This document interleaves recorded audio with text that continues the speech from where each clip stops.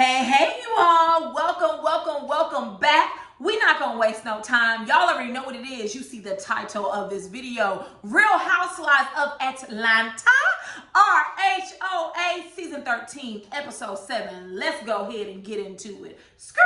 Before we get into it, y'all, can we just give it up for my hair growth? Like, I'm going to put a picture here, a screenshot of a video I did a few months ago, side by side with my hair. And y'all, let me tell you something.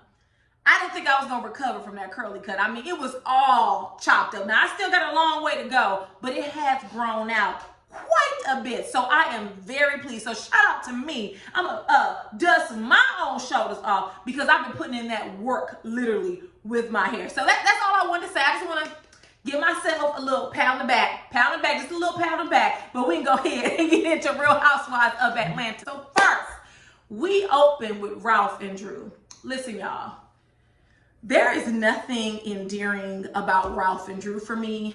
Any man that goes away and leaves his wife and kids for 3 days and he has traveled out of the state, he doesn't even call, email, text, send a carrier pigeon. He doesn't do anything to ensure their well-being.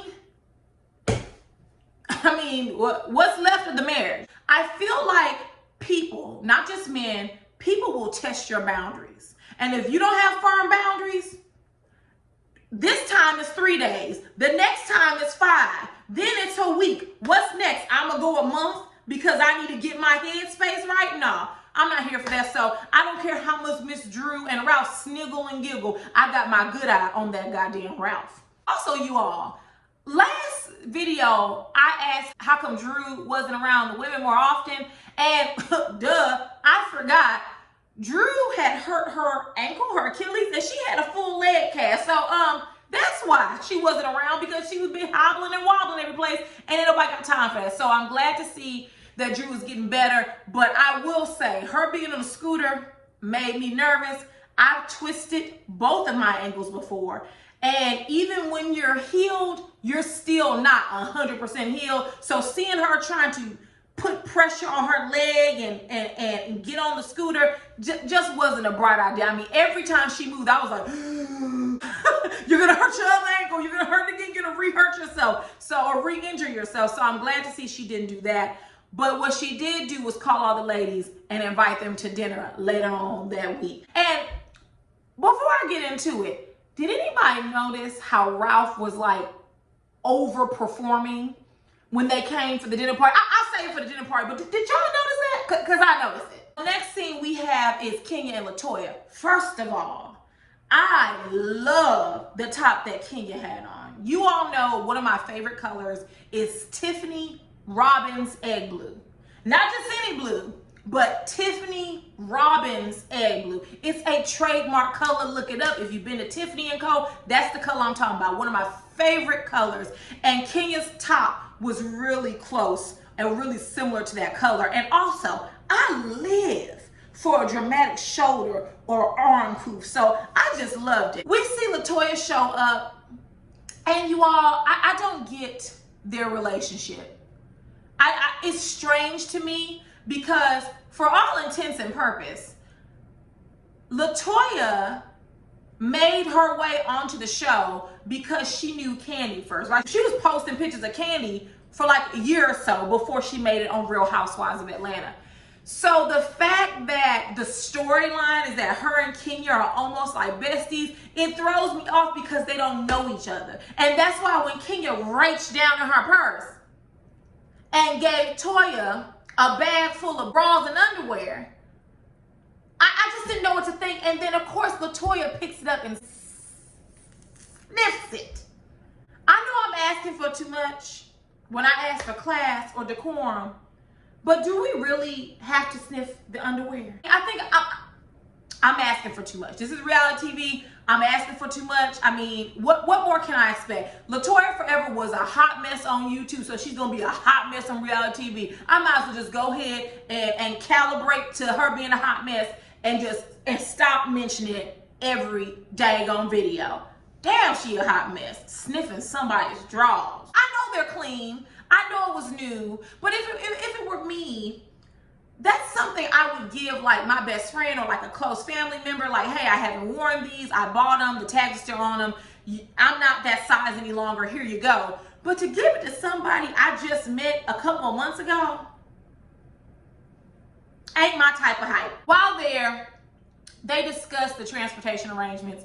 Kenya tells LaToya that her, the nanny, and Brooklyn are all going to get on a private plane and fly to South Carolina. Listen, y'all, I actually don't have a problem with her not inviting the other women. As long as she arranged for a separate mode of transportation, I'm okay with it. Because here's the thing. We hear Miss Portia brag all the time about how she has access to all these wealthy men because as long as they got their own house, they have their own business, they said I'm cute, they said I want to marry me. If we go by Portia's thought requirements, then any old man will do, right? So if Portia has all of these high aspirations and goals like she says she does, if she's able to pull all these rich men like she says she can, then she should be able to go ahead and pull her man to a private plane dip and champagne sip, in the words of Lisa Ray, okay? So I'm perfectly okay with Kenya arranging a separate mode of transportation for them. Is it catty? Yeah. Is it messy? Yeah. But this is a reality TV show, so what can we expect? While she's talking to Toya, Drew calls her to invite her to her dinner party happening later on, I guess that week or a couple days. Kenya, you know you bold as hell. You stronger than cat piss. Drew invited you, and you gonna say, is LaToya invited? Drew responded with, well, no, but she can come. See, Drew, this is where you messed up at. You messed up a few times this episode. First of all, I would have said, no, I didn't invite her, and no, she can't come. Ciao for now. That's what I would have said. Don't you ever invite someone to my party that I haven't invited, right? On my live that I did on Saturday, I said it then, I say it now. I don't go places where I'm not invited. If you don't specifically send for me, then I'm not coming. When me and Mr. Contrary first started dating, he's Mr. Popular. So people would invite us or him to house parties and things of that nature. And we would say, oh, we're going to so-and-so this weekend. I would ask him, am I invited? And he would go, yeah, you're my girlfriend. You're invited. I said, no. Am I invited? Did they say you could bring a +1? If the answer is no, honey, I will sit on the couch in my robe and watch Dateline and eat chicken wings. I ain't got time. So the fact that Toya sat there smiling and laughing, no, baby, I would tell Kenya, don't do that. Like, don't do that. I ain't that desperate to go nowhere. But what more can we get from Kenya, right? So then Kenya, we find out later on the episode, she texted Drew and asked her not to tell the ladies about the private plane arrangements that Kenya had told her about while they were on the phone. Drew said for sure she wouldn't. Drew, you fell for the banana in the tailpipe. You so silly, don't even make sense. If you've been watching this show and studying this show like the blogs claim, then you should know two things about Kenya. One, she's an evil genius, and two, she is the villain of this show. And the fact that you told her in the text that you wouldn't tell them girls, and then you turned right around the dinner party to set her up for it, baby, when Miss Kenya stays on your ass for the rest of the season, that's why. But we'll get into that. We'll get into that more when we get to the dinner party. Speaking of which, let's go ahead and get there. We get to Drew's dinner party. And Drew, I want to say this. I don't know if you're ever going to come across this video, but I want you to listen to me. Listen to me. Drew, you are a beautiful woman.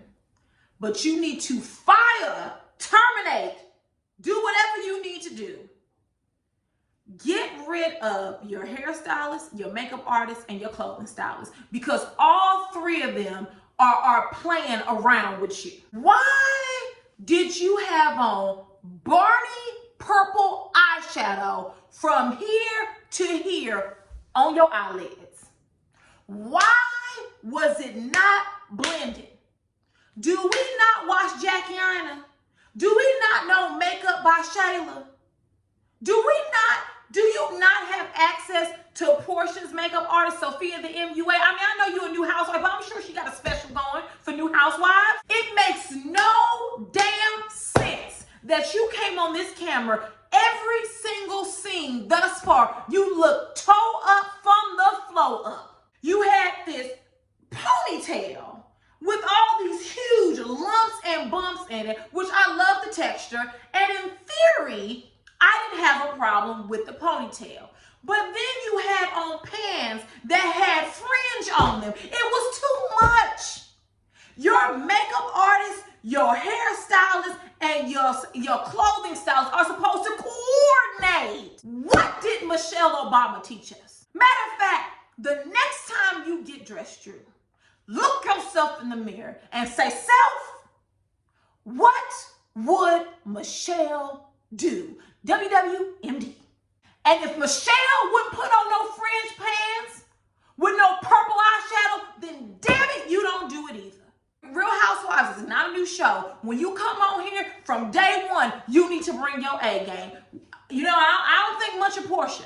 But one thing Portia did do is from the second, I do mean the second that she stepped on the show, she gave her A game and she made tweaks and improvements as she went along. That's how you do it. This is not the first season of Real Housewives of Atlanta, Drew. You need to do better. And ain't nobody else gonna tell you that. I'm gonna tell you that, okay? Do better, Drew. Oh, I think I said it earlier. To me, Ralph was overperforming. It just seemed like he was really helpful and moving things and decorating and turning lights on. Maybe I'm taking it too far, but we have seen a glimpse of how he treats Drew. And it ain't that great, right? I have the notion that Ralph is the type of man that he treats his woman like crap behind closed doors, but when all the people arrive and they're in a social environment, he's, oh babe, you got it? Do you need me to get some? He's pretending to be caring. He's performative. And I'm not saying Ralph is an abuser. I'm not saying that. I have not seen him put his hands on her. We have not seen that. So far be it for me to say that. But that's one of the telltale signs of abuse. A man who is performative in public because he wants the public to think he's great. So when you do come out with an accusation against him, he could say, who, me? No, I would never do that. It just gave me that vibe, and I could be completely wrong, but it just didn't sit well in my spirit. I felt all this was very performative. Even when they got on the bus, he carried bags and all this. Like, you wasn't doing that 2 weeks ago. You was off dipping on the road, having a 3-day vacation with someone who wasn't your wife, because you can't tell me that Ralph was alone. But I'm going to leave it alone. I'm going to move on. All of the ladies arrived. We got Cynthia, Kenya, Portia. Real quick, Cynthia and Kenya were terribly underdressed. Look at how Drew was dressed, albeit it was terrible, but look at the attire she had and pair it with Kenya and Cynthia. Kenya and Cynthia looked like they were running errands. They looked like they was going to the grocery store. They didn't look like how they normally show up for Real Housewives of Atlanta. I mean, I thought I was having a flashback to Real Housewives of Potomac for a minute, right? Usually they come glammed up from head to toe. Cynthia looked like she rolled by down to the Walmart, picked up a crate of wine and said, hey girl, I'm here, here you go. Kenya looked like she just found out about the party or about the dinner party 2 seconds ago, threw on her best casual dress and tennis shoes and showed up.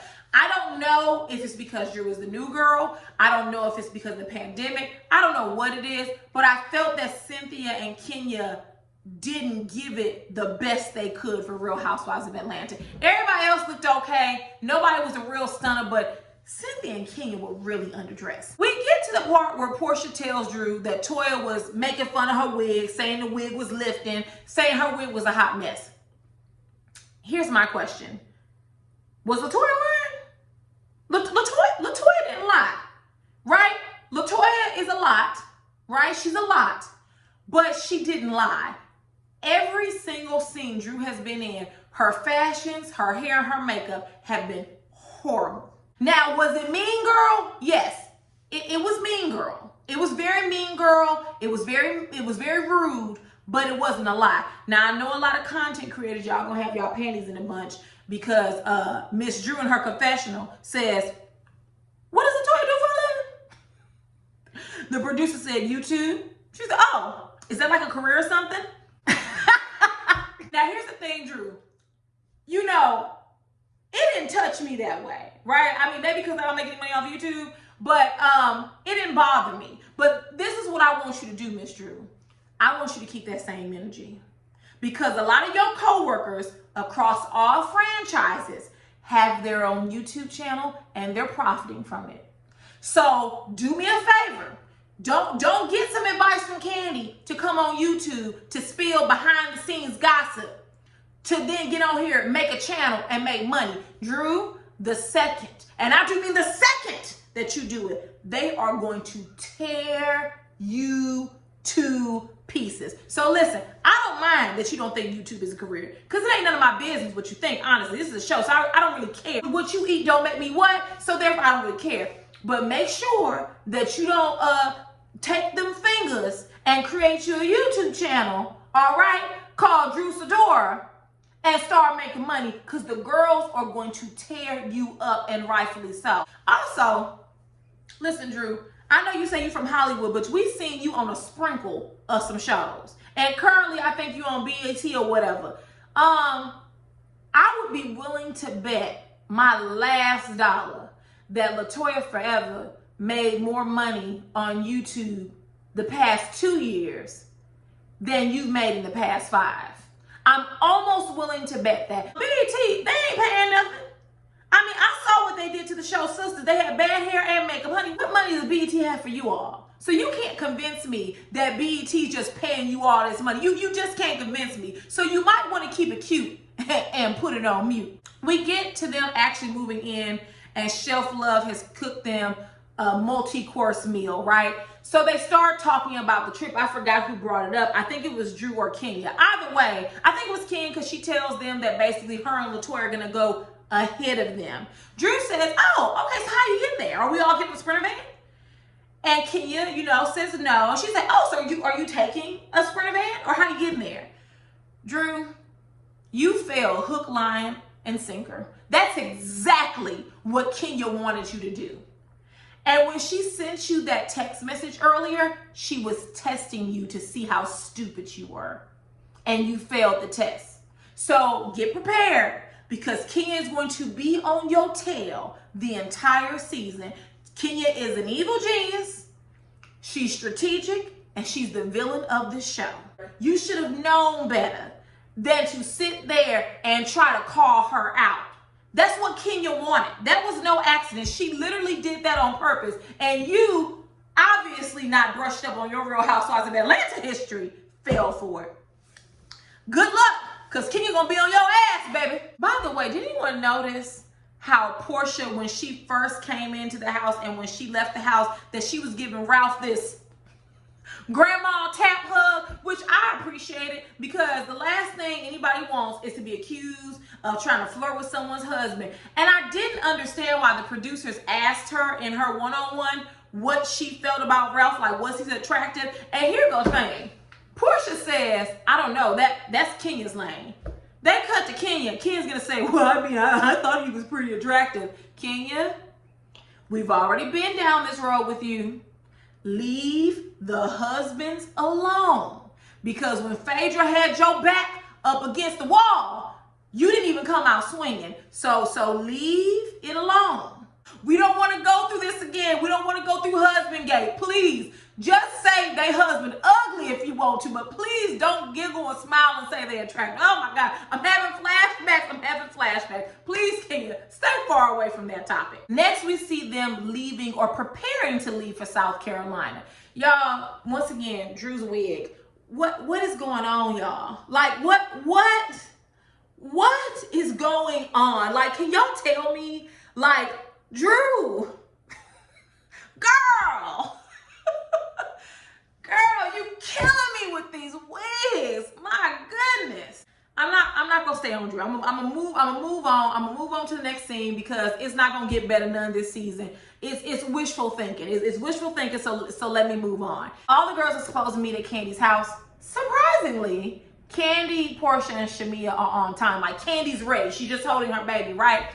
So then they cut to the scene. They're kind of celebrating that they're on time. And while they did a group hug, Portia says, let's kiss. And they flash back to when Portia and Phaedra attempted to accuse Kandi of rape. Kandi is a better woman than I am because I wouldn't even look in Portia's direction, let alone talk to her. I don't give a damn about us being on the show. Rape is a very serious accusation. It is not funny. It is not a joke. It should not be used in retaliation. And that's what Portia and Phaedra did. And so, you know, Portia, you joking, let's kiss and all this. No, Candy's a better one than me because I wouldn't have Nathan to say to your lying ass. Okay? We also see that Dennis dropped Portia off. Listen, you all.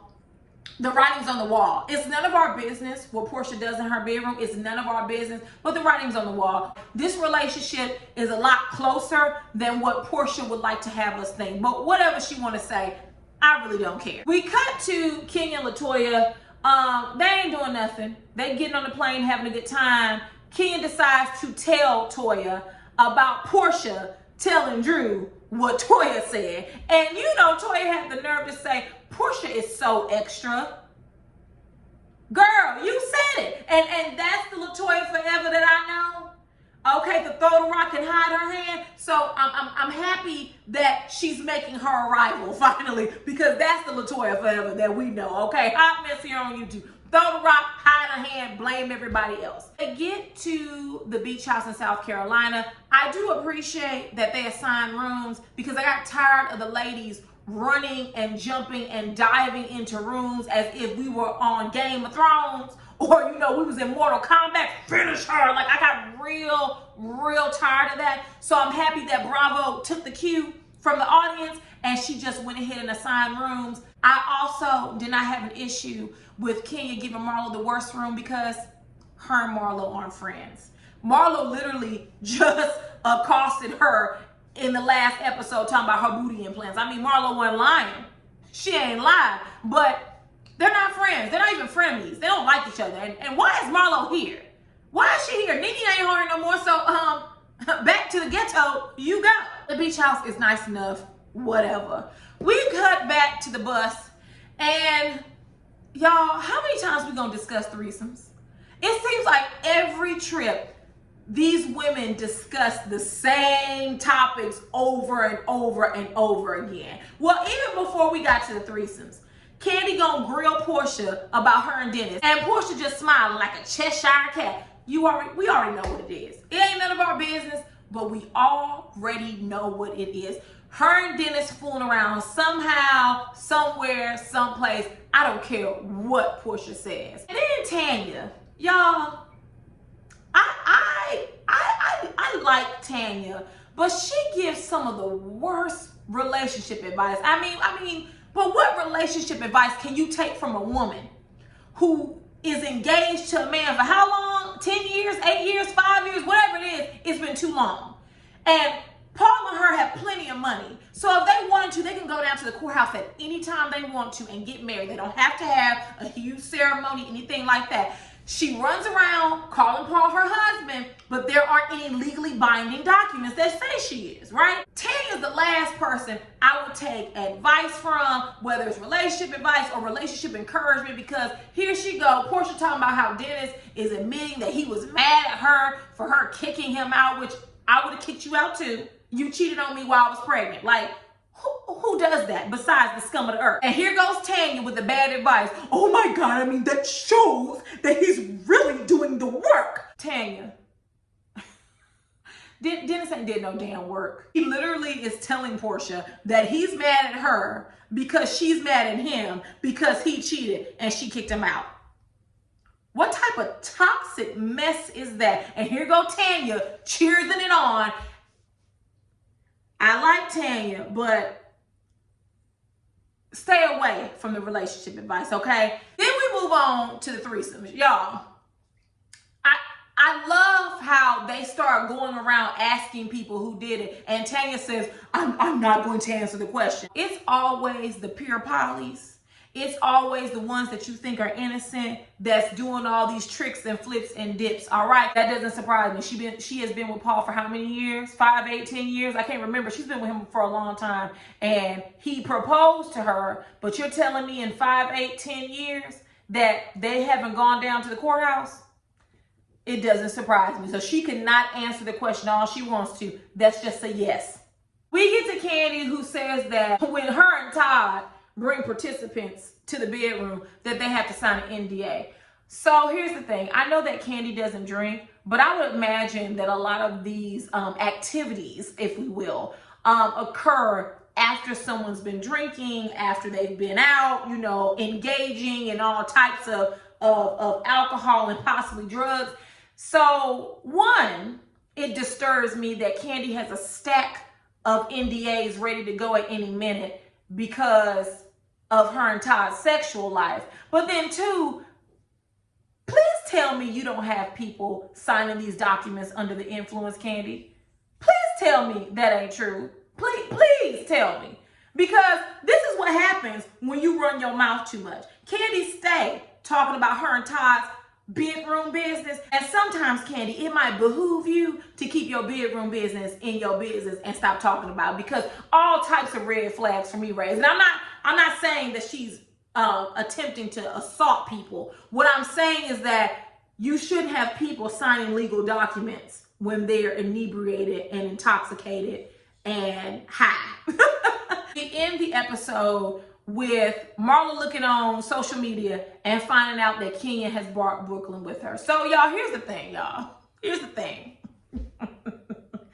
Remember Wendy did this on Real Housewives of Potomac? She got upset because Monique did not extend the invite to her to bring her baby girl. So I would love to see how the audience is going to react to Miss Portia being upset, because everybody has something to say about Wendy. Everybody was mad at Wendy. Oh, get over it. You're not a first-time mom. And now we see that Portia's angry. Now, let me say this. How I feel about the situation is that you all are adults.